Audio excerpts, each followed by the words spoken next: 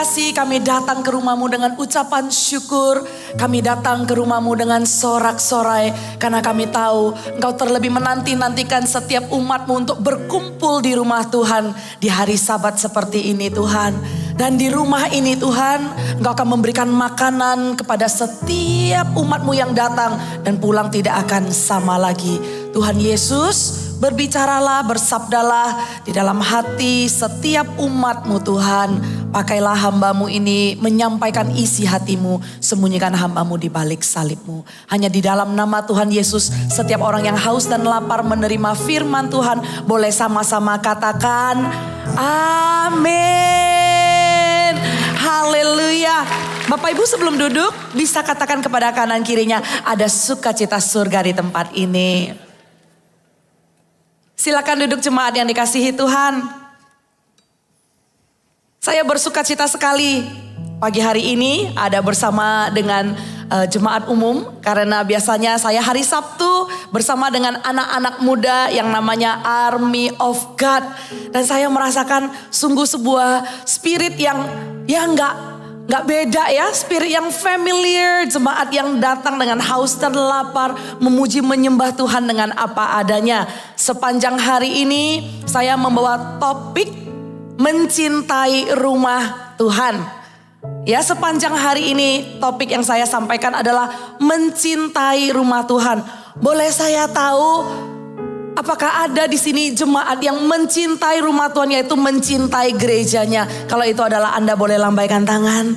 Ya, saya mencintai gereja ini. Dan di tiap ibadah Tuhan ingin menyampaikan pesannya untuk kita sebagai domba. Peran yang kita bisa lakukan di dalam mencintai gereja. Boleh tolong ditampilkan? Mencintai rumah Tuhan, di ibadah yang pertama saya menyampaikan peran kita menjadi saudara seiman di dalam tubuh Kristus. Ibadah kedua menjadi pembangun rumah Tuhan. Ibadah ketiga menjadi saksi bagi Kristus dan gerejanya. Ibadah keempat menjadi pembawa kebangunan rohani bagi semua generasi. Ibadah kelima menjadi pelayan teladan dalam kasih persaudaraan. Sepanjang hari ini Bapak Ibu bisa ikuti lewat streaming yang ada di account YouTube kita untuk bisa mendapat pewahyuan yang lengkap bagaimana peran kita sebagai domba di gereja ini yang digembalakan. Nah, setiap ibadah saya akan memulai dengan penjelasan terlebih dahulu. Karena saya percaya penjelasan tentang kenapa kita harus bergereja dan kenapa kita harus mencintai gereja bukan saja untuk kita. Saya percaya ini akan menjadi dasar, menjadi fondasi. Kadang setelah kita bergereja sekian lama, datang orang yang sudah percaya Tuhan, datang orang yang sudah ikut Tuhan sekian lama, tapi gak bergereja, gak dimuridkan dan tertanam di satu gereja. Gimana cara kita jelasinnya? Hari ini kita akan sama-sama mengerti dari prinsip kebenaran. Bagaimana gereja ada di hati Tuhan itu sendiri. Supaya kita mengerti dari kebenaran firman Tuhan, menjadi fondasi yang kuat untuk kita semakin mencintai rumah Tuhan. Dan kita juga bisa jelaskan, kita juga bisa ajarkan kepada setiap orang percaya. Mau Bapak Ibu katakan amin? Mengapa kita ke gereja? Mengapa kita tertanam dan komitmen di gereja? Bukankah cukup saya percaya sama Tuhan, saya kenal, saya cinta Tuhan? Ada seorang revivalist namanya Dwight L. Moody. Dia mengabarkan Injil di mana-mana dan membawa kebangunan rohani ya. Satu hari dia ada di Chicago berkumpul dengan begitu banyak orang. Kemudian ada satu orang yang tanya sama revivalist ini. Orang itu bertanya demikian, saya orang Kristen dan saya cinta Tuhan. Kenapa saya harus bergereja? Kenapa saya harus hadir dan tertanam di gereja? Kemudian Mr. Moody ini, revivalist ini tidak menjawab. Tapi di satu musim dingin ada perapian di situ ya, tempat mereka fellowship dan berkumpul. Mr. Moody ini cuman mengambil satu arang yang di tengah-tengah perapian yang dengan api yang menghangatkan satu ruangan, dengan api yang membakar, di mana arang itu semuanya berkumpul di perapian itu. Mr. Moody ini cuman dengan jepitan mengambil satu arang itu, kemudian taruh di lantai di luar perapian itu. Tanpa menjelaskan apa-apa, semua orang melihat, menunggu. Semua orang matanya tertuju kepada arang itu. Lama-lama arang yang keluar dari perapian itu awalnya merah, awalnya panas. Lama-lama merahnya mulai berkurang. Lama-lama kita tahu sendiri ya, kalau arang yang sudah tidak lagi terbakar, yang tidak saling membakar, lama-lama akan padam. Langsung orang yang bertanya itu mengerti tanpa harus dijelaskan. Dengan melihat arang yang harusnya bersama dengan arang-arang lainnya saling membakar dengan api yang menyala-nyala. Tapi kalau sendirian dikeluarkan dari persekutuan itu, dikeluarkan dari perkumpulan arang-arang lainnya, dan hanya sendiri saja, api itu lama-kelamaan akan padam. Demikian hidup kita sebagai orang percaya. Orang percaya dimaksudkan untuk berkumpul bersama dengan sesama orang percaya. Orang percaya gak dimaksudkan untuk tinggal sendiri. Orang percaya gak dimaksudkan untuk diam-diam cinta Tuhan. Tapi ya sudahlah, saya gak perlu ke gereja. Di Yohanes, 1 Yohanes pasal 1 yang ke-7. Ada bunyi firman Tuhan seperti ini. Bapak Ibu bisa mencatatnya. Akan ada beberapa ayat yang saya bagikan untuk kita mengerti kenapa kita harus bergereja dan mencintai rumah Tuhan. 1 Yohanes pasal 1 ayat yang ke-7. Tetapi jika kita hidup di dalam terang, sama seperti Dia ada di dalam terang, maka kita beroleh persekutuan. Katakan sama-sama persekutuan.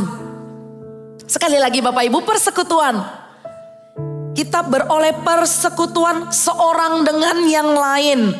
Dan darah Yesus anaknya itu menyucikan kita daripada dosa. Gereja adalah tempat perkumpulan orang percaya. Gereja adalah saudara-saudari seiman yang bersekutu bersama-sama oleh penebusan darah Kristus. Kita beroleh persekutuan. Orang percaya gak bisa hidup sendiri.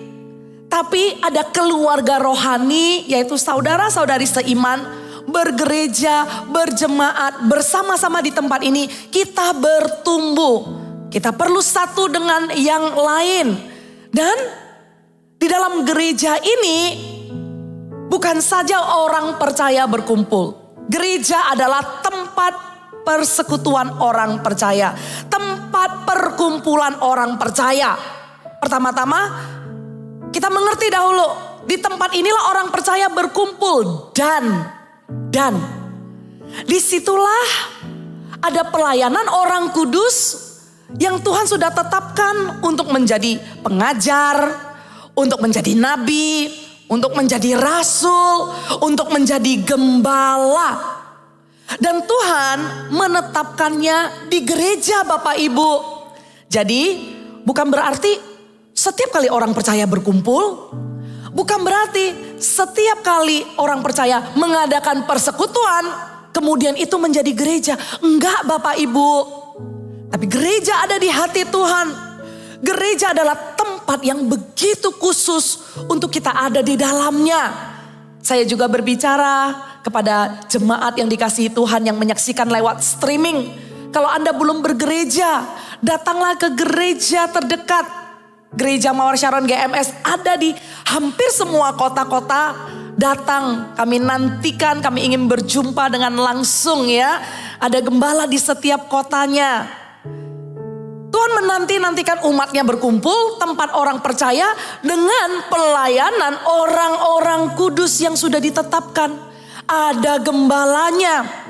Di Efesus pasal 4 ayat 11 sampai 12. Boleh tampilkan. Efesus pasal 4 ayat 11 sampai 12. Nah ini Dan ialah yang memberikan baik rasul-rasul maupun nabi-nabi, baik pemberita-pemberita Injil maupun gembala-gembala dan pengajar-pengajar.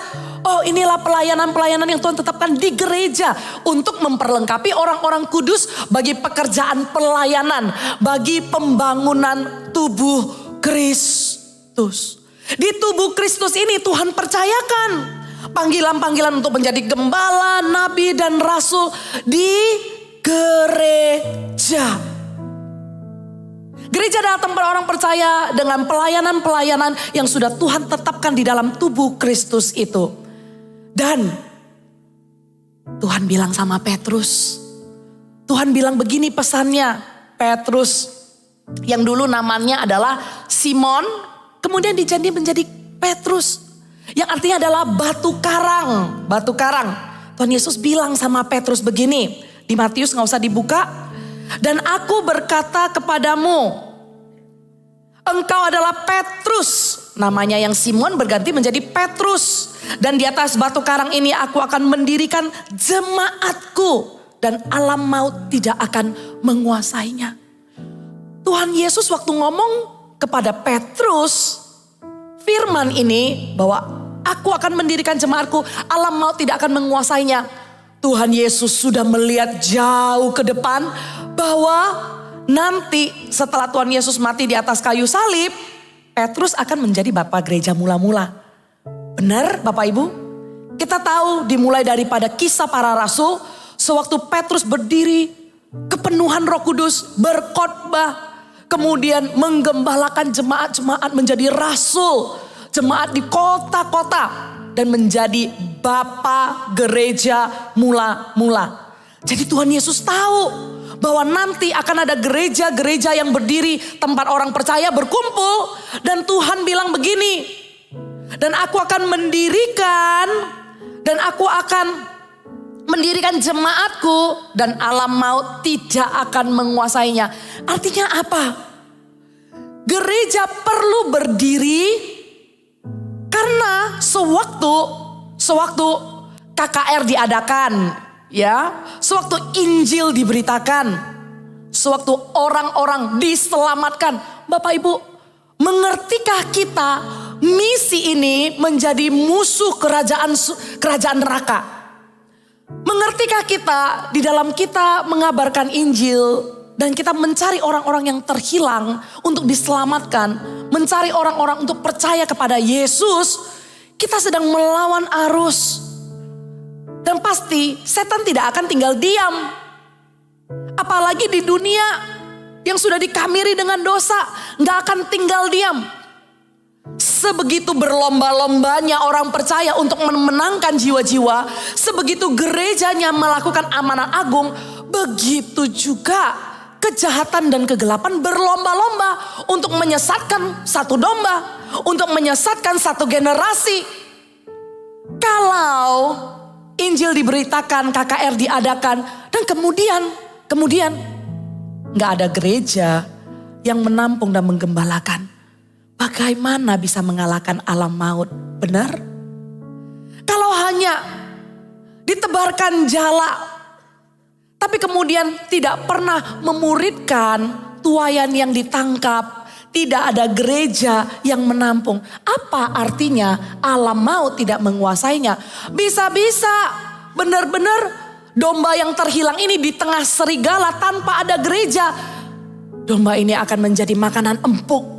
Domba ini tidak dimuridkan, domba ini tidak berkumpul dengan saudara seiman, domba ini tidak mendapat support daripada teman-teman yang di gereja, akan menjadi mangsa. Alam maut pun pasti akan menguasainya. Untuk itulah gereja ada. Bukan saja kita memberitakan Injil, tapi ada penggembalaan di gereja, bahkan di semua usia. Digembalakan anak-anak, digembalakan anak muda, digembalakan orang dewasa, sampai bahkan kepada senior. Agar apa? Agar sungguh sampai kekekalan tidak ada satu orang pun yang gugur. Yang percaya katakan amin. Gereja ada di hati Tuhan. Sehingga Tuhan bilang sama Petrus, alam maut tidak akan menguasainya. Dan kemudian yang berikutnya, gereja adalah mempelai Kristus. Sering kita dengar ya, gereja dalam mempelai Kristus? Bapak Ibu pernah dengar? Ada di dalam kebenarannya di Efesus pasal yang 5 sampai 20, pasal yang 5 ayat 22 sampai 33. Nggak usah dibuka tapi dicatat aja. Saya kasih gambaran apa yang tercatat di Efesus ini kita sering dengar di pemberkatan pernikahan. Kita kadang juga dengar di dalam pertemuan memperlengkapi suami istri. Efesus pasal yang 5 ayat 22 sampai 33 ini yang berisi tentang istri tunduklah kepada suamimu dan suami kasihilah istrimu. Bapak Ibu, mendengar ayat ini sering sekali kita langsung mendapat pengertiannya. Sering sekali kita berpikir arti daripada ayat ini adalah untuk suami dan istri. Benar apa benar? Tapi ternyata ada rahasia yang terbesar di balik daripada Efesus pasal yang kelima ayat 22 sampai 33 ini. Ternyata ayat ini bukan sekedar untuk seminar pernikahan atau bimbingan pernikahan. Tapi ayat ini dibalik daripada suami kasihilah istrimu, istri tunduklah kepada suamimu. Dibalik ini rahasianya adalah tentang Kristus sebagai kepala dan gereja adalah tubuhnya. Istri tunduklah kepada suamimu seperti gereja tunduk kepada Kristus. Suami kasihilah istrimu seperti Kristus mengasihi jemaatnya. Ternyata ayat ini berbicara tentang gereja. Ayat ini berbicara tentang gereja adalah mempelai Kristus. Waktu saya mengetahui rahasia ini, saya merasa wow. Ternyata intim sekali ya gereja ini di hati Tuhan Yesus. Intim sekali ya gereja ini ternyata bukan hanya organisasi. Intim sekali ya gereja ini ternyata gereja itu bukan cuma isinya pelayanan saja. Tapi gereja adalah mempelai Kristus. Sebuah hubungan yang begitu intim.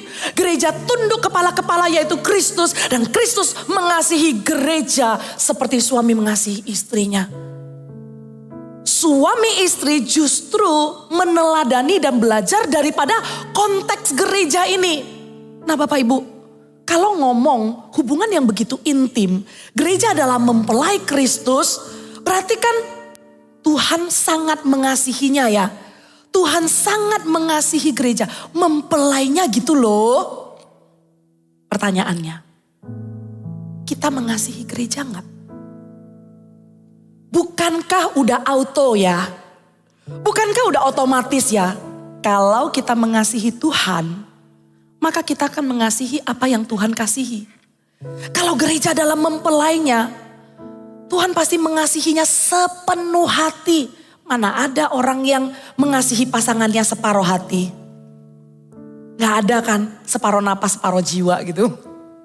Pasti mengasihinya dengan sepenuh hati. Misalnya nih Bapak Ibu, ada orang berpacaran. Sekian lama mereka berpacaran, tiba-tiba satu hari salah satu dari pasangannya lah, mau wanita mau pria juga ya, tanya, bagaimana kelanjutan hubungan kita ini? Apakah kita akan menjalani ke jenjang yang lebih serius seperti pernikahan? Tiba-tiba pasangan yang ditanya itu meledak dan marah. Pasangannya bilang begini, masa seperti ini aja gak cukup buat kamu? Kenapa kamu menginginkan lebih? Wah, kalau melihat skenario seperti ini di drama gitu ya. Reaksi kita gimana? Gimana sih orang ini? Reaksi kita gimana? Kenapa sih dia marah? Bukannya ya udah memang maksud dari pacaran itu adalah untuk menikah? Yang setuju boleh katakan amin. Makanya anak muda di gereja ini diajarkan. Pacaran itu bukan untuk coba-coba dan cari pengalaman. Tapi pacaran itu adalah sebuah komitmen untuk masuk ke dalam pernikahan. Visi dan melihatnya itu udah ke sana, pernikahan. Ilustrasi tadi bisa kita lihat bahwa pasangan yang ditanyain dan dimarah itu tidak ada maksud dan tidak ada keseriusan untuk komitmen di dalam sebuah hubungan. Dia cuma mau kencan, dia cuma mau pacaran, tapi tidak mau menikah, tidak mau menjadikan salah satunya mempelai laki-laki ataupun mempelai wanita. Tidak mau masuk ke dalam hubungan yang lebih serius. Dan karakter-karakter orang Kristen yang mengencani gereja. Itu ada loh. Yang gak mau komitmen dan punya keseriusan yang lebih jauh lagi. Apa sih kriteria orang yang mengencani gereja? Yang gak mau komitmen. Kriteria orang yang mengencani gereja adalah orang yang takut komitmen. Kalau udah dengar komitmen, seperti orang kaget. Dan no, saya gak siap untuk menikah. Saya gak siap untuk membangun hubungan yang lebih serius. Takut komitmen. Kemudian orang yang terus kencan dan dia tidak siap untuk komitmen. Dia cuma mau pacaran. Orang ini hanya memikirkan dirinya sendiri. Cuman mau interaksi sosial. Orang yang mengencani gereja mencari program dan aktivitas. Apa yang gereja bisa lakukan untuk saya? Tapi apa yang saya bisa lakukan untuk gereja? Jangan terlibat terlalu banyak, jangan terlibat terlalu dalam.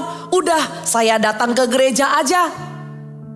Saya hadir saja, sudah cukup sebagai jemaat. Kalau gereja adalah mempelai Kristus. Dan Tuhan Yesus mengasihi gereja dengan sepenuh hati. Apakah dengan cara kita membatas-batasi diri kita untuk mencintai rumah ini? Bisa dibilang kita mencintai Tuhan?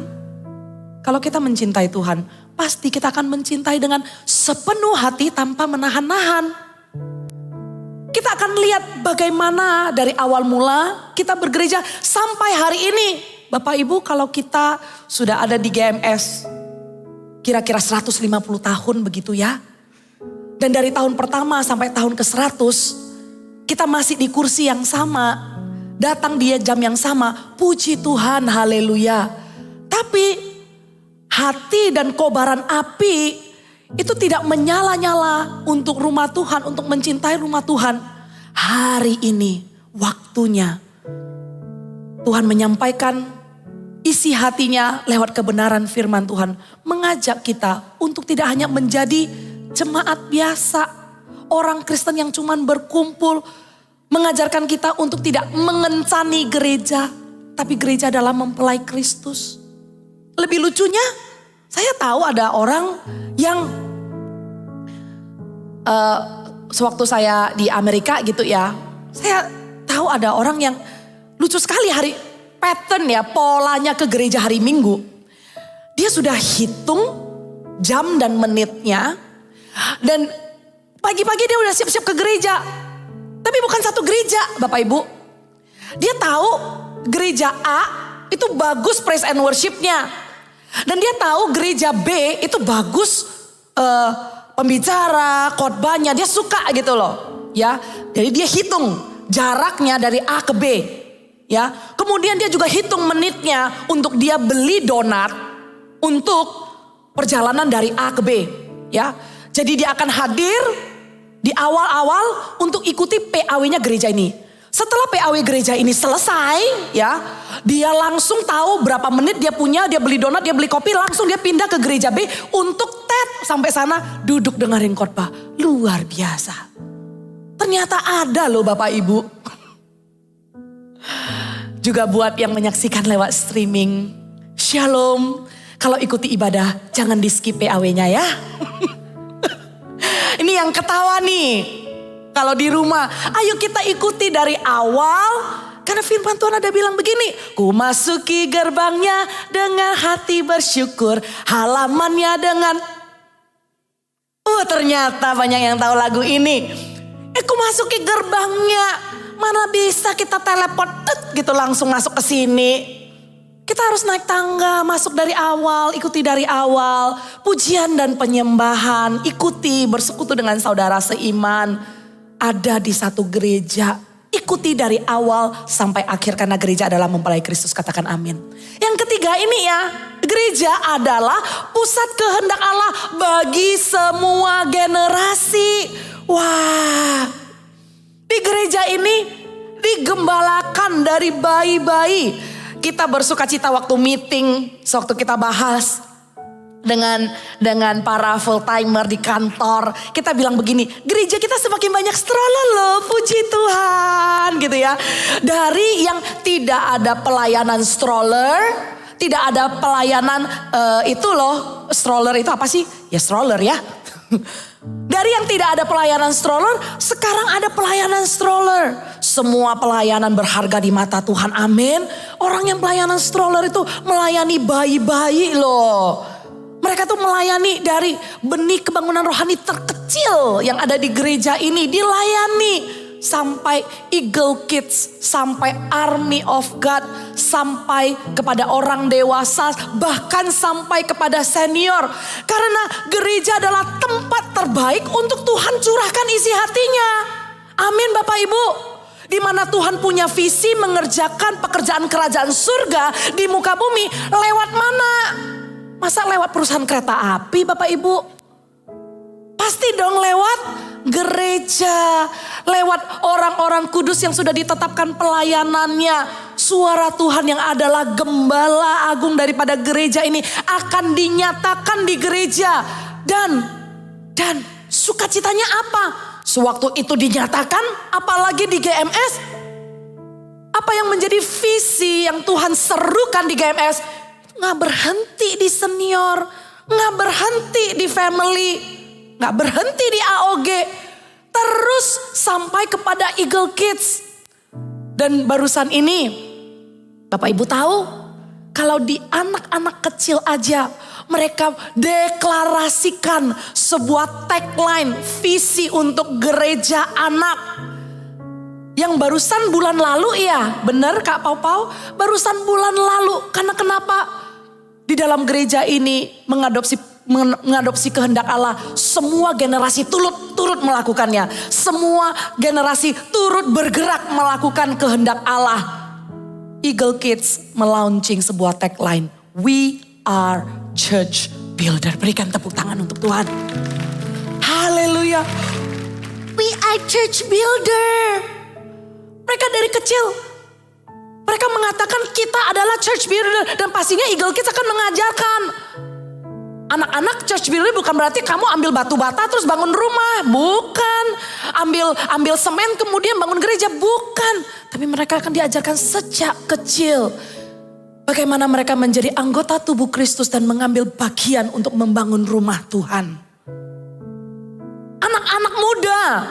Mereka tidak memusingkan urusan mereka dan menjadi anak muda yang cuek, anak muda yang dingin, yang cuma peduli sama perasaannya.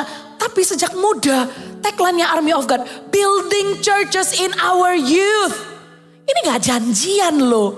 Kemudian sebentar lagi, 1 bulan ke depan, akan ada pemimpin-pemimpin penggembalaan family yang sudah bergabung di kelompok kecil. Semua pemimpin-pemimpin akan berkumpul mengisi ruangan ini retret 1 hari dengan tema Vision Builder. Berikan tepuk tangan untuk Tuhan. Saudara, gak ada yang ketinggalan di gereja ini. Gak ada. Setelah semuanya ditetapkan ya. Lalu kita sering berkumpul. Saya cerita ini agar Bapak Ibu jadi jemaat tahu. Di dapur belakang ini apa yang terjadi. Kita sebulan ada 2 kali minimal ya. Gembala anak muda, host pastor, Pastor Yo, Pastor Liang yang ada di timur, Pastor Albert yang ada di selatan. Kita itu kumpul loh. Sebulan itu minimal 2 kali kita ngobrol. Jadi yang menjadi host pastor di family ngerti apa yang terjadi di Eagle Kids, ngerti apa yang terjadi di AOG. AOG akan share kegerakan anak muda, anak kecil akan anak-anak akan share kegerakan anak-anaknya. Gembala anak ya, bukan anak-anak ya. Gembala anak akan share. Kita semua berkumpul dan waktu semua udah ditetapkan, baru kita itu kayak wow. Nggak sengaja kita itu mencocok-cocokkan ya. Ya udah kalau kamu ini aku ini ya udah kayak begini. Enggak ya. Tapi setelah semua ditetapkan kita ngelihat blueprintnya. Sungguh Tuhan ada di gereja kita. Sungguh Tuhan mencintai GMS. Dari anak-anak sampai anak muda, sampai orang dewasa, sampai senior. Kita semua sama-sama ingin membangun gereja Tuhan. Ingin gereja ini ada di mana-mana di kota-kota 2030, 300. Itu menjadi sebuah kegelisahan yang baik. Bahkan sebelum Eagle Kids melaunching ini, Kak Paul sebagai gembala anak itu gelisah bagaimana supaya anak-anak ini juga ada bagiannya 2030, 300. Begitu juga dengan saya. Waktu launching building churches in our youth, saya punya sebuah kegelisahan yang saya gak terima. Aduh, waktu di X Conference di tahun 2019, saya rasa loh, gimana ini anak muda harus ikut. Inilah gereja di mana pusat kehendak Allah ada untuk semua generasi. Bapak Ibu, ada satu tayangan yang saya ingin tampilkan. Tapi sebelum tayangan ini ditampilkan, saya memberikan preview supaya nontonnya lebih mengerti. Saya menampilkan sebuah tayangan di mana anak-anak muda kita berkumpul. Dan ibadah yang ada di tempat ini, ya, saya hadir tadi pagi, saya ketawa-ketawa ya. Karena sedikit berbeda. Kalau ibadah di Army of God, kursi gak sedekat ini gitu loh. Ya, saya waktu di depan, saya ngelihat WL-nya saya. Terima kasih untuk bapak-bapak yang ada di depan. Nanti abis ini refleksi ya. Apalagi Pastor Yo yang 5 ibadah gini terus. Wah, luar biasa ya. Tapi di ibadah AOG itu beberapa kursi dihilangkan. Kayaknya ada dihilangin tuh 3 baris ya. Karena kenapa? Anak-anak muda ya, kalau sudah opening clip, aduh saya nggak hafal sih opening clipnya ya, bunyinya kalimat pertama apa ya. Tahu ya, setiap ada video pembuka itu ya, ini harus ada railing ditutup ini, lorong-lorong tuh harus ada apa sih railing itu? Ada itulah apa? Handrail lah ya, harus ditutup. Karena kenapa? Mereka tuh udah baris di lorong-lorong. Sekali itu opening clipnya bunyi, mereka lari ke depan. Mereka antusias mau menyembah Tuhan. Mereka dengan segala ekspresinya apa adanya. Mereka melompat-lompat buat Tuhan. Ibadah Army of God. Kadang ya sebelum opening itu mulai, kita tahu opening itu adalah tandanya untuk mereka lari ke depan. Kadang sebelum opening kan ada greeter tuh. Bener-bener mereka tuh harus dituntun gitu ya. Jadi sebelum greeternya tutup dalam doa, sebentar lagi kita akan memulai ibadah. Jadi buat yang antusias, boleh kita main game sebentar? Kita akan main game jalan cantik ya. Jadi ayo kita jalan cantik ke depan. Supaya apa? Supaya mereka gak lari. Sampai harus diatur main game, ayo jalan cantik. Jangan ada yang lari, oke? Main game cantik ya, 1, 2, 3. Sampai mereka tuh jalannya pelan-pelan. Tapi setelah berdoa, amin, yang belum sempat datang, yang jalan cantiknya belum nyampe, itu lari ke depan. Ibadah Army of God, baik di timur maupun di selatan. Mereka begitu semangat, nanti Bapak Ibu akan lihat. Dan kemudian baptisan yang gak santai Bapak Ibu. Baptisannya anak muda di timur, nanti juga akan ada di tayangan. Di timur itu kita ibadahnya di lantai berapa gitu ya, yang pasti bukan di lantai dasar. Itu berapa lantai di atas. Itu kedengaran sampai parkiran di bawah. Anak muda praise, teriak-teriak. Bersuka cita karena ada 1 jiwa diselamatkan. Dan ada kesaksian dari satu keluarga yang menyaksikan ponakannya dibaptis. Jadi ada 3 generasi, omanya, mamanya, sama anaknya ini yang dibaptis gitu loh. Satu keluarga nangis karena kenapa? Yang melayani ini ya anak-anak muda.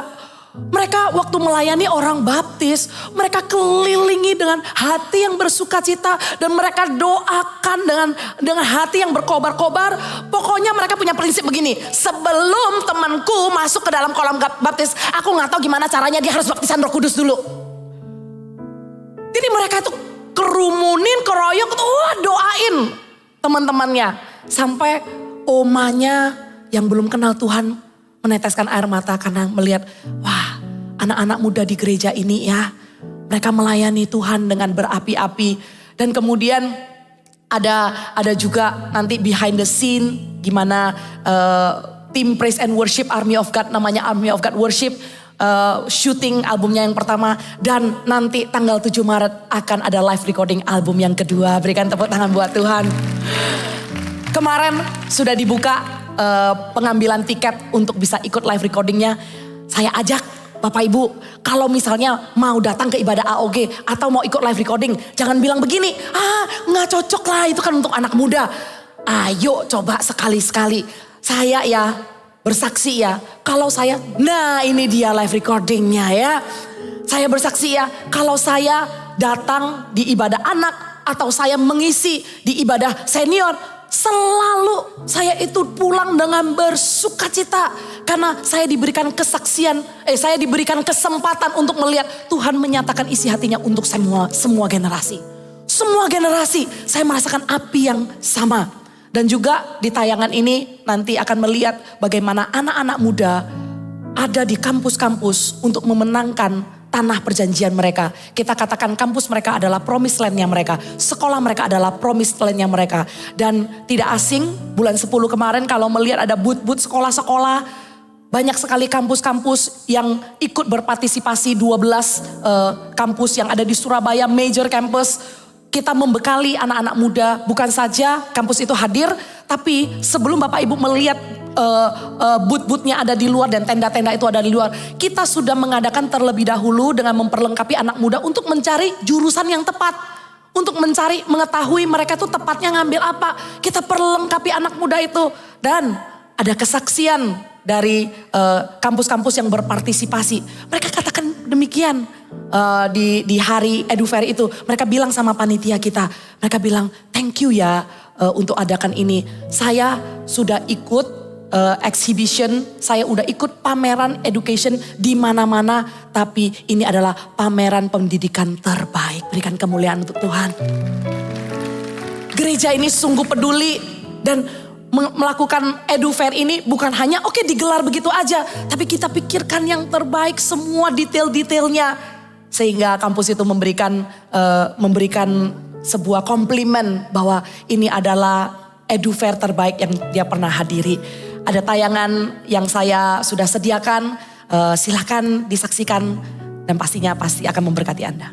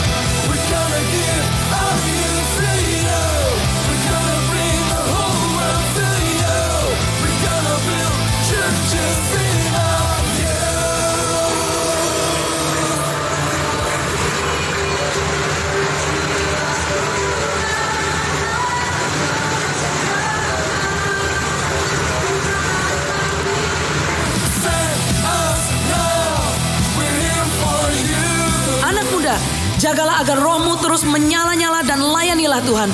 Jangan sampai apimu padam. Tuhan nyata di hidupmu, kamu tidak hanya membawa kebangunan rohani untuk generasimu, tapi melihat kebangunan rohani berlanjut dan menjadi semakin besar untuk generasi mendatang. We will die leaving a revival behind.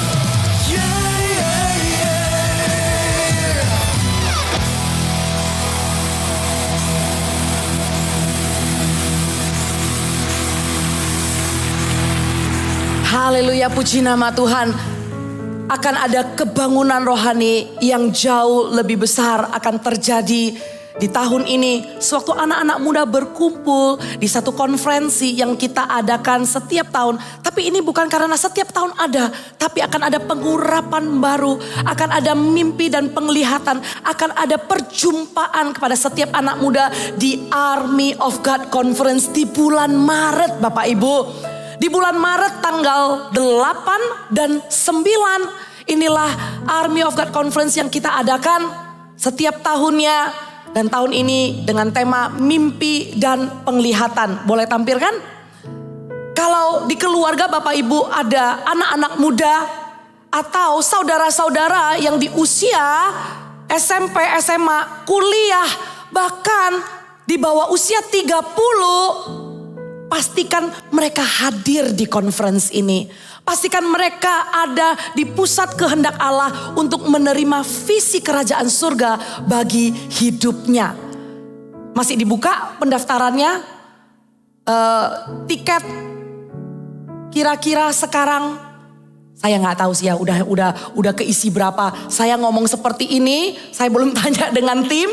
Tapi Bapak Ibu segera, karena kursi sangat terbatas. Kalau ada anak muda di tempat ini, pastikan Anda hadir. Dan juga ajak teman-teman sekolah, teman-teman kampus.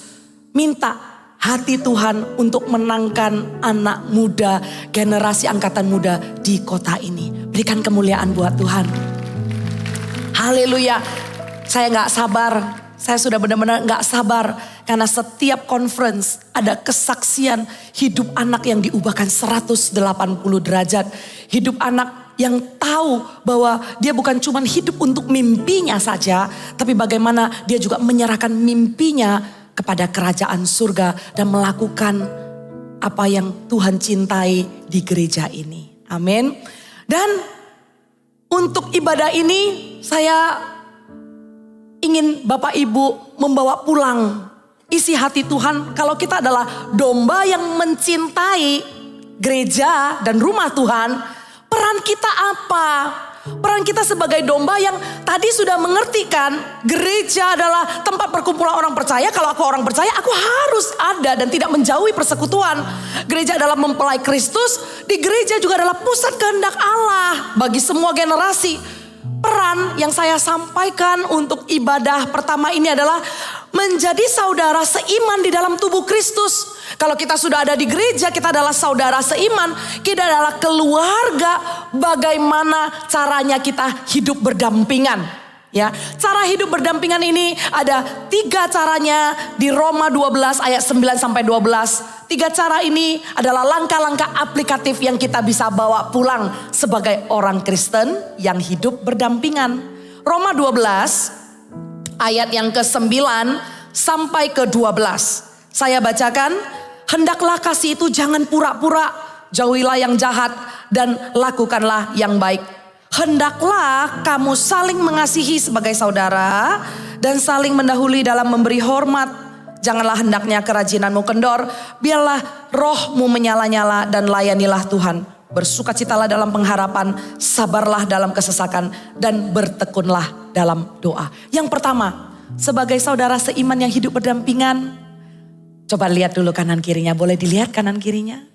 Boleh lihat di sekelilingnya.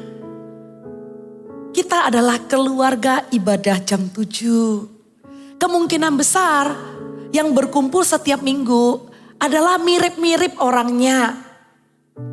Anda bukan hanya satu dari ratusan orang yang berkumpul di tempat ini. Tanpa Anda, ruangan ini berbeda Bapak Ibu. Jangan berpikir, gak ada saya satu orang, gak ada perbedaan lah. Kan ada ratusan yang lainnya. Tanpa Anda, ruangan ini berbeda. Sehingga kehadiran Anda pun membawa perbedaan, katakan amin. Membawa perbedaan. Yang pertama-tama, firman Tuhan mengajarkan sebagai saudara seiman, sewaktu kita mengasihi orang, jangan pura-pura. Mengasihi sesama jangan pura-pura. Artinya tidak pura-pura ini apa? Dijelaskan di kalimat berikutnya. Jauhilah yang jahat dan lakukanlah yang baik. Kalimat ini mengatakan dan, bukan jauhilah yang jahat atau lakukan yang baik. Bukan. Jauhilah yang jahat dan lakukan yang baik. Artinya kita perlu melakukan dua-duanya. Karena kalimat ini memakai dan. Sering sekali kita jadi orang Kristen, kita cuman main aman. Jauhilah yang jahat, tapi kita tidak melakukan yang baik.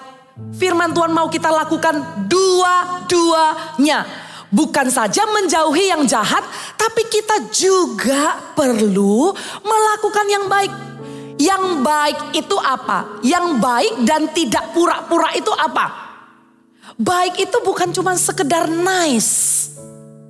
Baik itu bukan cuma sekedar sopan. Baik itu bukan cuma sekedar shalom, God bless you. Itu udah seperti auto gitu ya, kalau ke gereja, ketemu, nanti keluar ibadah atau mau memulai ibadah, shalom, God bless you. Tapi lakukanlah yang baik dan tidak pura-pura dalam kasih, itu artinya saling memberi nasihat. Saling memberi masukan. Kalau ada teguran di Ibrani dikatakan, marilah kita saling memperhatikan supaya kita saling mendorong dalam kasih dan dalam pekerjaan baik. Kasih yang tidak pura-pura itu ada pekerjaan baik. Janganlah kita menjauhkan diri dari pertemuan-pertemuan ibadah kita seperti dibiasakan oleh beberapa orang, tetapi marilah kita saling menasehati. Dan semakin giat melakukannya menjelang hari Tuhan yang mendekat. Keluarga ibadah jam 7. Dibutuhkan orang-orang yang tulus, genuine, sincere, peduli satu dengan yang lain. Apa yang kita bisa lakukan sederhana? Kalau misalnya di akhir ibadah selalu ada panggilan altar untuk orang yang butuh didoakan, Bapak Ibu. Ada panggilan altar untuk orang yang mau dipulihkan. Ada saudara kita yang maju ke depan. Untuk kita yang tidak maju ke depan, apakah berarti kemudian, oh saya aman, saya nggak ada urusannya. Ya udah, yang di depan udah didoakan sama pemimpin. Ya udah, yang di depan akan didoakan sama pendeta. Yang namanya mencintai rumah Tuhan dan kita hidup berdampingan sampai Tuhan Yesus datang. Ibadah jam 7 ini tidak akan berkurang, tapi justru akan bertambah-tambah. Yang percaya berikan tepuk tangan untuk Tuhan. Maka mulailah dari kita yang jumlahnya sekian, kita mengambil bagian, kita menangis bersama dengan yang menangis, kita berduka bersama dengan orang yang berduka, dan kita bersuka cita dengan orang yang bersuka cita.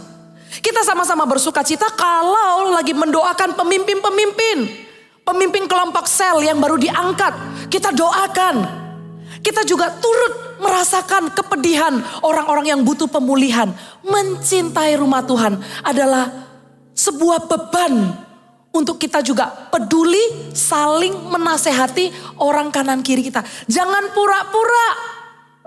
Jangan dengan casing yang hanya sopan. Sopan di depan, halo shalom, God bless you, gimana kabarnya? Udah selesai. Bukannya dia kemarin baru kena masalah ya? Atau dengar ya. Gue kasih tahu ya, tapi jangan kasih tahu orang ya. Di dalam keluarga nggak ada pembicaraan bisik-bisik seperti itu. Rumah Tuhan. Gimana dengan rumah kita sendiri? Masa sih kita bicarain anggota keluarga kita di garasi diam-diam gitu, matiin lampu, gosipin yang di lantai 2? Kan enggak. Namanya keluarga. Kalau memang ada pertanyaan, kalau memang tahu ada orang masalah, jangan dibicarakan di belakang. Sehingga di sini pun setiap orang bertumbuh dengan sehat. Sehingga di sini pun ada sebuah vibe yang begitu healthy. Dan orang-orang pun bisa menjadi apa adanya dan tahu ada saudara-saudari seiman yang tulus. Yang mau menasehati dan mau mendoakan, amin. Dan kemudian saling mengasihi tanpa berpura-pura dan di ayat berikutnya, hendaklah kamu saling mendahului dalam memberi hormat. Ya, saling mendahului dalam memberi hormat. Mendahului dalam saling menghormati.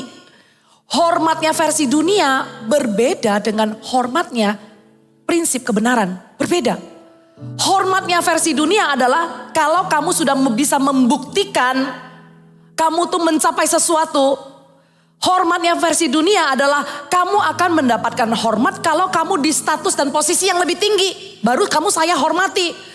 Tapi hormat di rumah Tuhan dan sesuai dengan prinsip kebenaran bukan seperti yang dunia ajarkan.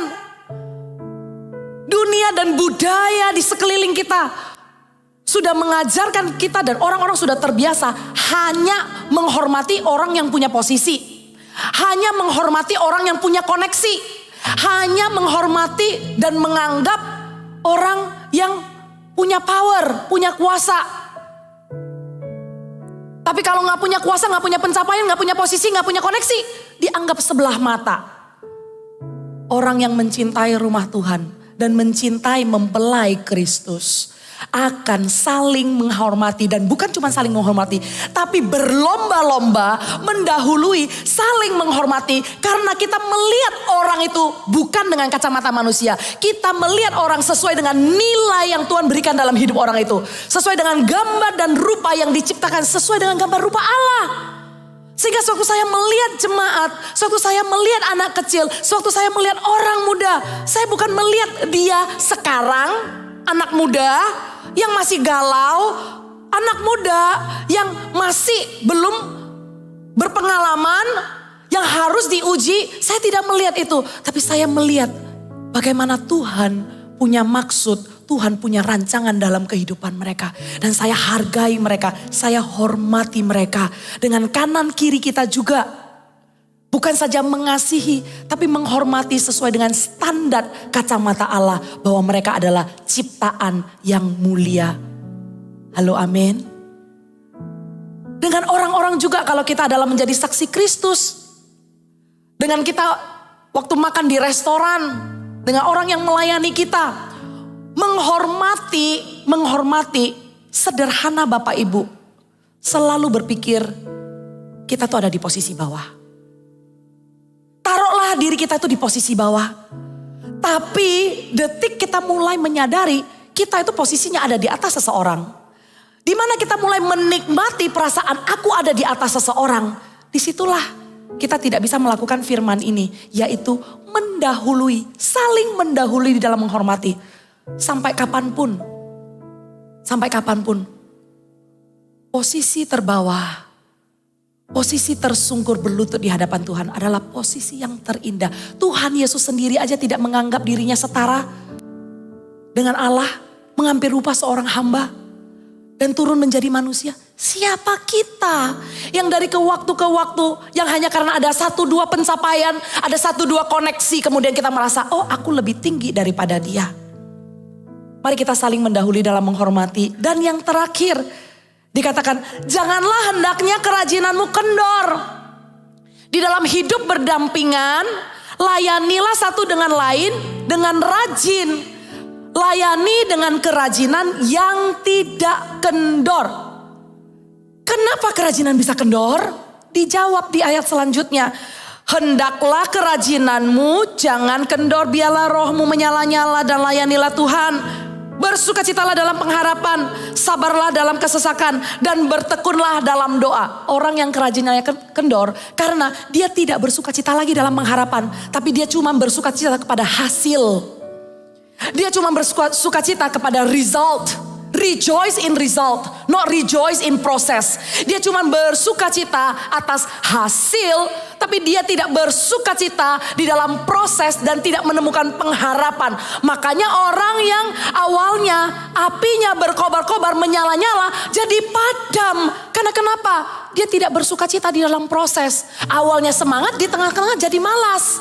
Awalnya mau-mau, tapi habis itu berubah pikiran. Janganlah kerajinanmu kendor. Dengan cara bersukacitalah dalam pengharapan.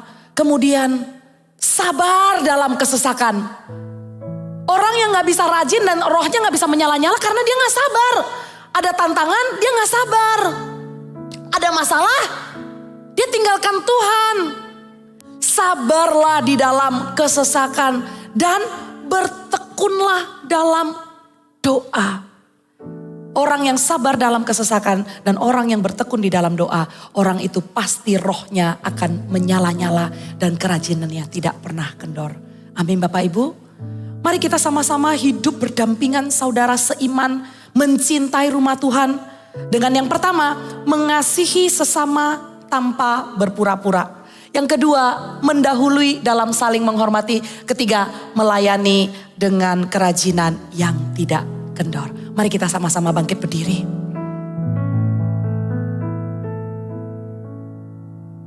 Siapa di sini Yang waktu melihat kanan kirinya jemaat siapa sih nih yang rutin hadir jam 7 pagi? Oh, hampir mayoritas semua rutin hadir jam 7 pagi ya. Boleh bilang sama orang kanan kirinya, kamu saudaraku. Kamu saudaraku. Saya ingin pakai momen di akhir ibadah ini, kita nikmati kasih persaudaraan satu dengan yang lain. Sewaktu kita nyanyikan lagu ini, udah ya, kalau dilihat kanan kirinya jangan heran gitu loh.